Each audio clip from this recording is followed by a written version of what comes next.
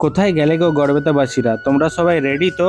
কারণ আমাদের গড়বেতাতে দীর্ঘ 13 বছর পর আবার ফিরে এসেছে গড়বেতা উৎসব। এই উৎসব 5ই জানুয়ারি থেকে শুরু হবে এবং চলবে 11ই জানুয়ারি পর্যন্ত। একদম জমজমাট হতে চলেছে এবছর। তাই ভাবলাম চলো আজকে একবার শেষ মুহূর্তের প্রিপারেশনটা দেখে আসি।